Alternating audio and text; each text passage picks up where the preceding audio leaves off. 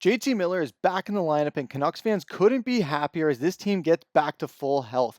And Vinny Desharnais is now the new trade rumors swirling around Vancouver. We're going to be breaking down all of that in this episode of Canucks Digest. So first, make sure to hit that subscribe button and click the bell icon so you don't miss any updates surrounding the Canucks as we head into a big game tonight against the Florida Panthers. With that, let's hop in the first topic of the day, which is JT Miller is back. So on Twitter today, it was announced that JT Miller is playing tonight, and he did speak to the media after practice stating, I am playing tonight, and I really would appreciate if we just stayed away from the reasons why I wasn't here from all you guys. You can ask all you want, but I'm not going to dive into the reasons why I wasn't here the last 3 or 4 weeks. I'm here with the team, and I am ready to look forward to what's going to happen in the future.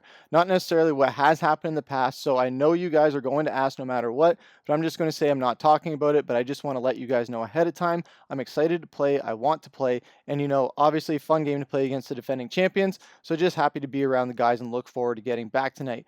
So this was a great statement by Miller where he's saying, hey, I know you guys are going to have questions, but I'm not going to answer them. Love that from him, just being straightforward, just trying to move forward and not have to worry about all that noise. We've had a lot of noise around the Vancouver Canucks this season, and a lot of players are having a hard time blocking out that noise. So as long as you just cut off all ties of that noise being possible, like Petey did with deleting his social media, JT Miller now has that opportunity to do that and just get back to the old JT Miller that we're used to seeing and not the one that we saw just before he went on leave. And as far as on the team during his absence, he said they were finding ways to win, getting contributions from a lot of different guys. Obviously with myself and Phil and Demmer and having some injuries, there's been some guys that have stepped up, and it's been nice to see. And it was a heck of a road trip by those guys, a lot of travel, a lot of games, and to come back home and get a couple points has been nice. It's been good, but we've got a hard schedule the next couple of weeks. He's not wrong there, where the Canucks do have a tough stretch coming up. And then as far as being away from the team, when he was asked, he said, yeah, it sucks no matter what it's for. This is the family away from family here, and you'd miss the guys, and I'm just excited to be around them and get back and compete. And that last part right there, that is why JT Miller is one of the leaders of this team, why he's one of the pillars of this team, because he is the ultimate embodiment of a competitor. He hates to lose more than he loves to win. I was just having this conversation with someone about it today because we were talking about JT Miller and just competitors in general. We did start off talking about Josh Allen, but then it got into JT Miller where I said he hates to lose more than he loves to win. That's what you want from a competitor. And as far as a leadership standpoint, when they win, he takes none of the credit, and when they lose, he takes all of the blame. That's also what you want in a leader, and JT Miller embodies both of those in one player, and for the perfect team for that, which is the Vancouver Canucks.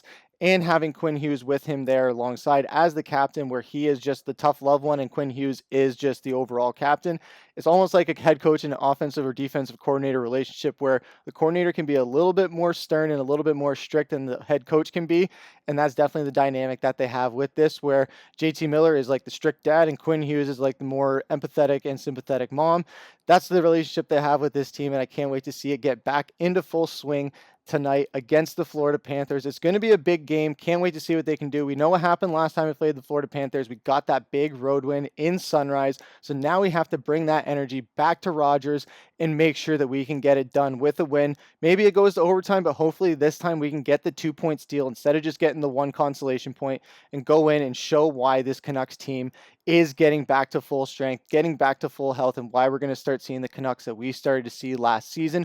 But what do you guys think down in the comments? How excited are you to have JT Miller back? Would love to hear what you guys have to say, but that's going to take us to the second topic of the day, which is Desharnais trade rumors. So Rick Dhaliwal came out on his show today saying, a couple people have told me they've heard Desharnais' name out there. Some think his name is out there in the trade market. They signed him in the summer. Great size, great potential, but he's having a hell of a time being a regular defenseman. And what this regime has told us in the past, when something doesn't work out for these guys, whether in a trade or July 1st, they rectify. They rectify it. So let's go down the list of guys they made a decision on quickly. Curtis Lazar, 3-year deal, July 1st. So they get rid of him after a year, gone. Daniel Sprong, 9 games, gone.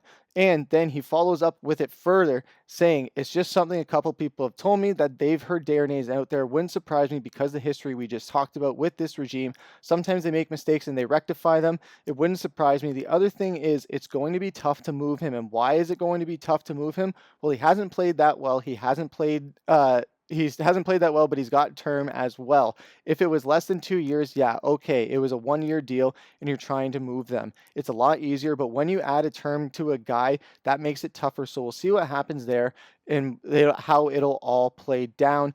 And when looking at Vinny Desharnais' contract, like they said, it's not going to be easy, but they've managed to get creative in order to trade seemingly unmovable players like Ilya Mikheyev, Andrei Kuzmenko, Jason Dickerson, Riley Stillman, and more, namely Tucker Poolman, where the return on that has been phenomenal, where we have seen Eric Brandstrom really just emerge as one of our best defensemen, probably the second best defenseman on this team this season in a defensive core that has really struggled, and Desharnais is at the heart of that. The Canucks signed Desharnais to a 2-year deal with an average of $2 million per year this past offseason.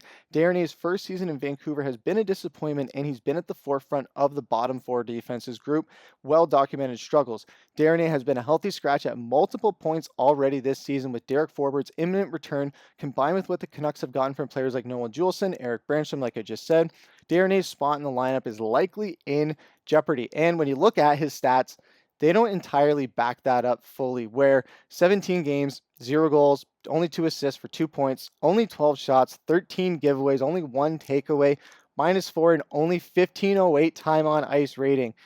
That's not what you want to see from a shutdown defenseman. You want to see those takeaways go up. You want to see that plus minus rating at least at even, so that you can prove that he is still making things happen and creating opportunities for his teammates. And the shots, yeah, he's a defenseman, but he's not really getting as much this season. He was expected to have 23 blocked shots, and his plus minus is only at a -1.8. That's definitely not what you want and what they brought him in for, with the size that he has and the potential that he showed with Edmonton, where when we brought him over here, we thought we were going to be getting something that Edmonton wasn't seeing. Turns out we were just taking on what they were already seeing and what they were trying to just move on from, especially when looking at his ice time. 1508 for a defenseman is very, very low, it seems like, especially for this Canucks team, where we see guys like Quinn Hughes, Filip Hronek all get crazy ice time. I know those are our top 2 guys, but again, those are guys where you don't want to overwork them. You don't want to have them get too many minutes per game where they're getting overworked and then an injury happens, or they just can't go in the third period. They don't have any legs under them, or if it goes into extra periods, you want to make sure that they are fully energized and have their legs beneath them. And how you have that?